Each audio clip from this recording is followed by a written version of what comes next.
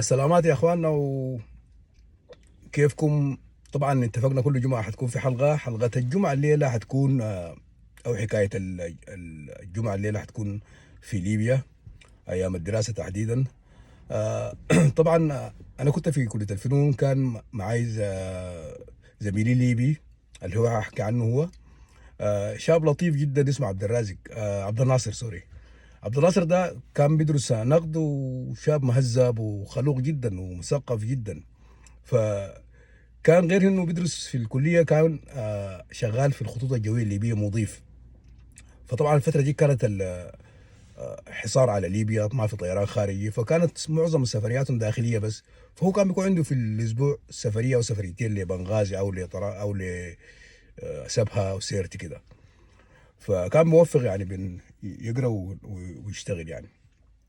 فالمهم واحدة من سفرياته بيحكي لي عن سفرية من سفرياته.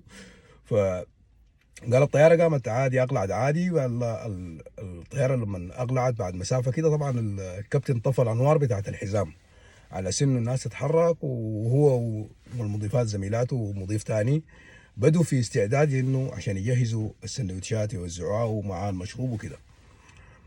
في الجو الهادي ده والطياره فوق كده، قال في واحد ليبي جاهم في المحل، قاعدين محل الكابينه بتاعتهم دي يعني. فجا قام قال له اراه نبي الكابتن ضروري، نبي الكابتن ضروري. قال قلت له علاش تبيه؟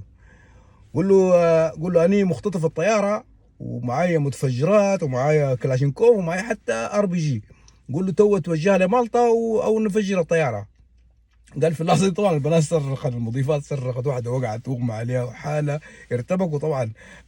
مساعد الكابتن سمع سمع الجوطه دي، جي جاري. شن فيه؟ شن صار؟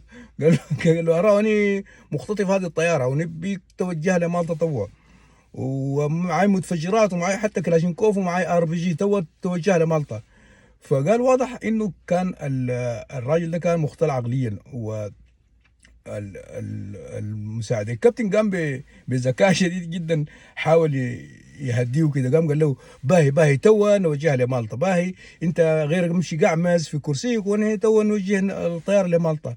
قال له لا، تو توجهها وتو تزعلي في الميكروفون هذا، تزعلي تقول لي ماشيين لمالطا، تو تزعها ولا نفجر الطياره. قالوا البنات هنا يصرخوا، الحاله مربك ربكه كده. فالكابتن ما كان عنده غير انه يقوم يمسك الميكروفون يقول تو متوجهين لمالطا، لمطار مالطا بدل بنغازي. ف في اللحظه دي لما الراجل ده سمع انه قالوا ماشيين لمالطا، مشى قعد في كرسيه عادي كانه ما عمل حاجه، ولع سياره. كانه واضح انه كان فعلا آه، مختل عقليا.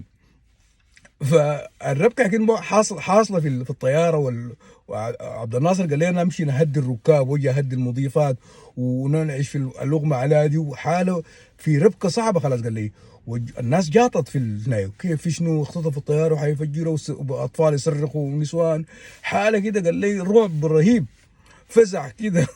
ففي الجو المرعب ده قال لي طبعا الطياره قال لي ما تغير اتجاهي، ماشي في بنغازي، ماشي على بنغازي، الكابتن ما غير اتجاه.